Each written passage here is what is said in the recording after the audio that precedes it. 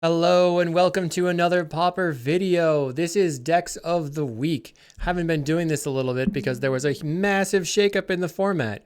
If you weren't aware, 3 cards got banned and 2 cards got unbanned. We lost Kuldotha Rebirth, Deadly Dispute, and what am I talking about? Of course, it's already out of my memory. Basking Brood Scale is out of here. Goodbye. And then we unbanned, well, the PFP unbanned Prophetic Prism and High Tide. All of these changes at once have led to a drastic change in the format. So our first week of post-ban was really wild. And then the second week, a new set released. So what I've done here is compiled from April 8th to the 14th. So that's Tuesday to Monday, just after the new set released, to see what's going on with this format. Right now, it looks like Elves has the most trophies, followed by a mono red burn. There's a couple variations of this. Then Mono Blue Terror, Madness Burn, Affinity, High Tide combo here at 5.1%, and then it kind of filters down from there. No deck in the trophies that were recorded here were more than 11%, the highest being 10.8%. So that's pretty solid. We did see a return in Ponza from the beginning of the post-ban. I think it was a direct response trying to blow up the lands of High Tide and from the Tron decks. We see a decent amount of Flicker Tron now, back with a vengeance with lots and lots of mana filtering with the Prophetic Prism. So let's go ahead and get into some of the crazy, spicy things that have happened and try to check out what is going on in the format post-ban and post-rotation, I guess. So if you were worried about Basking Brood Scale being gone, fear not. Mickey Baron has basically just done it for you. This is Brood Scale at home. We have Pilipala combined with Careful Cultivation. So Careful Cultivation enchants a creature and it gives it tap for green. Pilipala has pay 2 and untap, add 1 mana of any color to your mana pool. So you tap it for green, you untap it, add a mana. That gives you infinite mana. Then you kill your opponent with Bloodright Invoker. They've got Writhing Chrysalis in the main deck. And they're playing 3 Duress, 4 Safekeeping. It's basically the same deck. It did lose the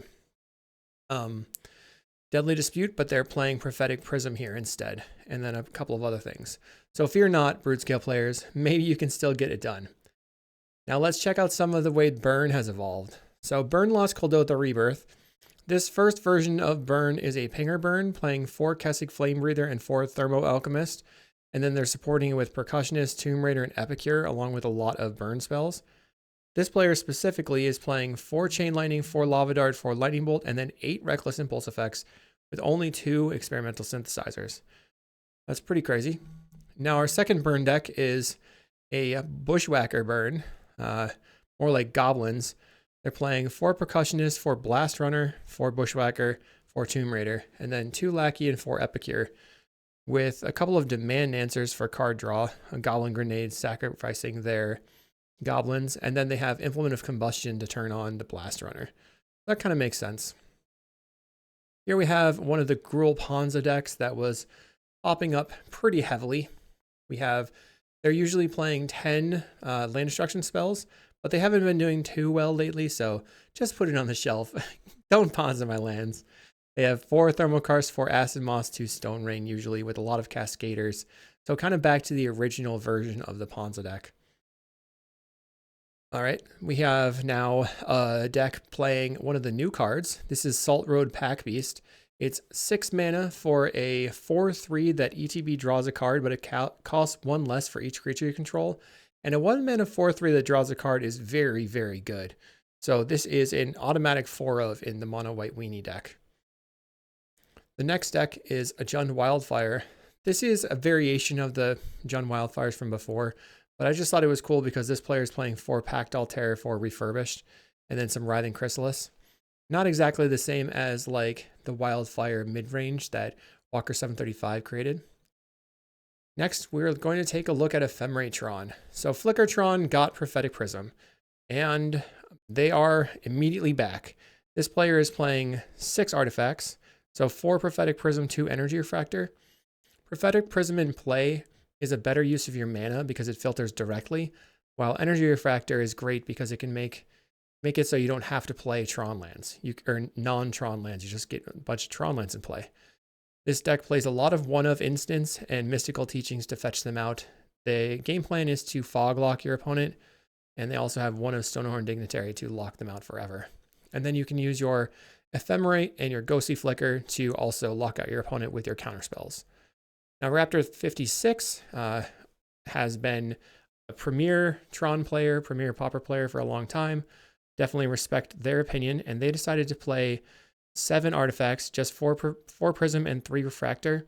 And they're on the 3 crop rotations plan instead of playing any expedition maps, which I think is pretty cool. They're playing 4 Moments Peace and 2 Prohibit. Prohibit being their only counterspell, it looks like. Now, if you were playing this deck in paper, you would probably want to change one of the Prohibits to Unwind so that you can do the Unwind combo, which you can find in the card above, I guess. Hopefully I'll put that in there, but the way this works is you cast your Weather Storm, you unwind all the copies with 3 towers in play. You'll make infinite mana using your Energy Refractor, but you can't do that on Magic Online. And then you eventually just Rolling Thunder your opponent for lethal. They are not playing any compulsive researches. Interesting. So obviously High Tide combo got unbanned. High Tide was never a card that was legal on Magic Online because it was printed in Future Sight, I think, or don't quote me on that, but it was printed in a set that was not released in Magic Online, so it was not ever printed as common. When the 2 formats, paper and Magic Online, got unified, then it was just basically pre-banned, I guess, or banned as a question mark thing. And here, the Pauper format panel has taken a really cool action in that they are going to be playing, or they're putting High Tide into the format as a trial unban. They said specifically that it will be unbanned until the end of the next ban cycle period, in which they will reconsider it. So far, definitely making a few waves, pardon the pun, but not taking over. Although we have seen the price of Pyroblast skyrocket. The way this deck works is you're going to play High Tide to make all your islands tap for an additional blue, more High Tides, more mana from each land, and then you want to cast your arcane spells and untap those spells with psychic, untap those lands with psychic puppetry spliced onto your arcane spells. Eventually, you will hit your opponent with a Stream of Thought for lethal, and then cause them to draw a card. This deck is choosing to play Petals of Insight. This card is interesting. It says, look at the top 3 of your library. You can put them on the bottom. And if you do, you return Petals to its owner's hand. Otherwise, you draw 3 cards. So if your deck is not a divisible by 3, you can just keep looking and putting it back in your hand over and over, especially if you're making mana positive. Make infinite mana, stack your deck, and then look for your Stream of Thought and shoot at your opponent.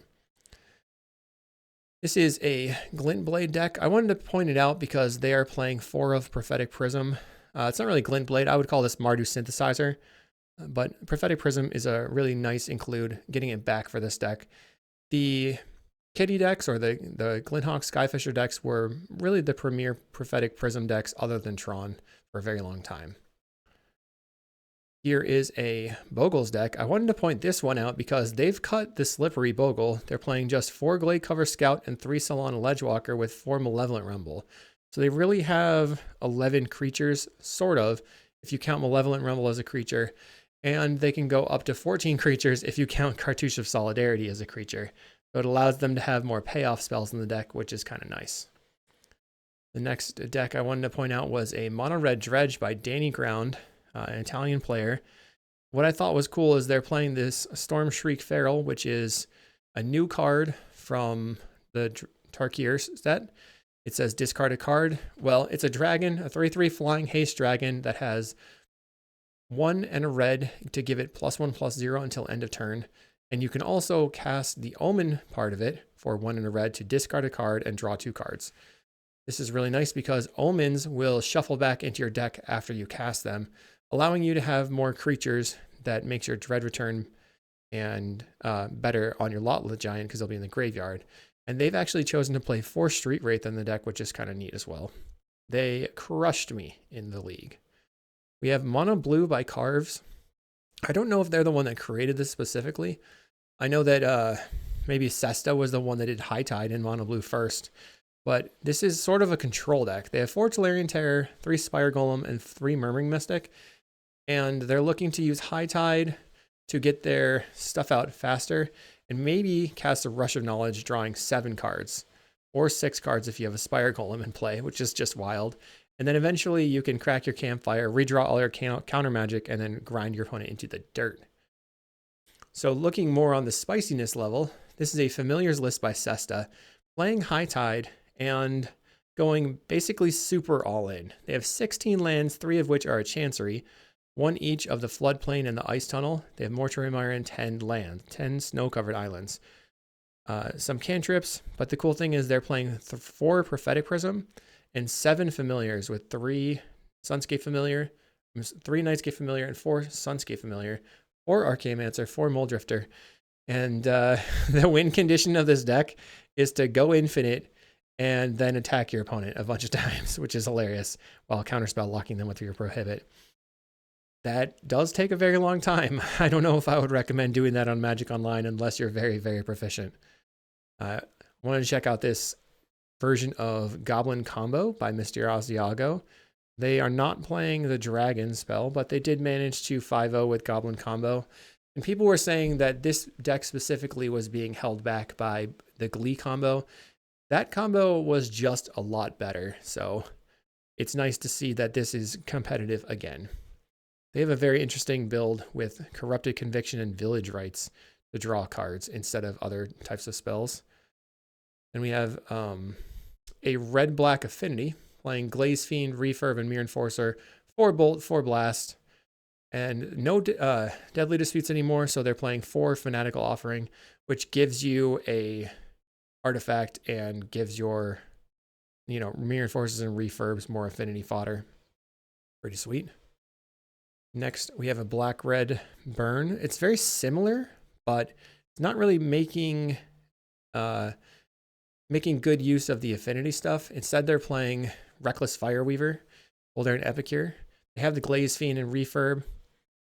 They're playing Burner Rocket, which is Flash Vehicle. Gives your creature +2/+0 and gains trample until end turn you can crew it for 1.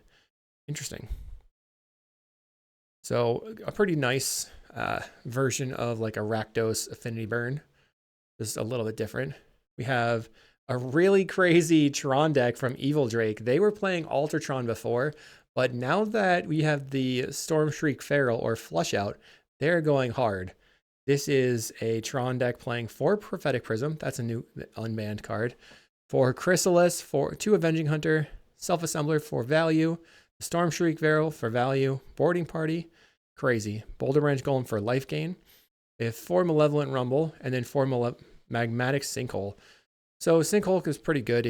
You can delve away the things the Rumble milled and then deal 5 damage to kill something.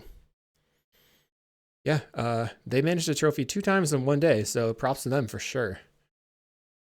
Okay, I'm going to keep the spiciest list after this one. This is the Spy combo from Giorgio Combo.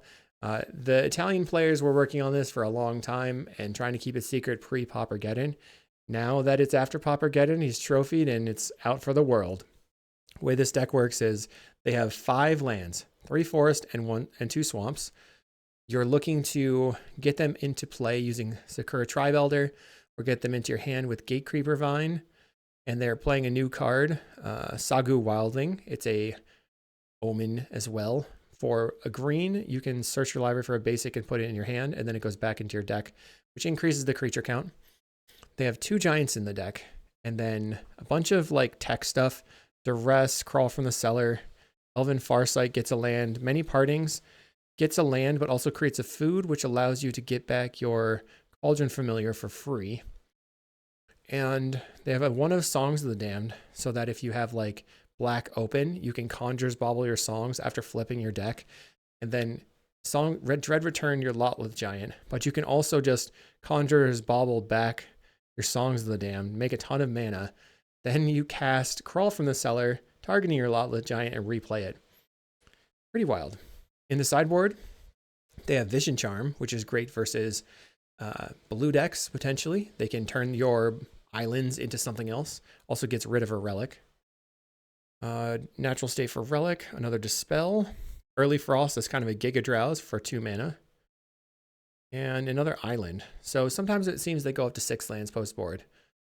And I definitely think that this is the spiciest deck. You can tell me if it's not, but this is Gruul Storm or Ruby Storm, which I just managed to trophy with playing the Storm Shriek Feral.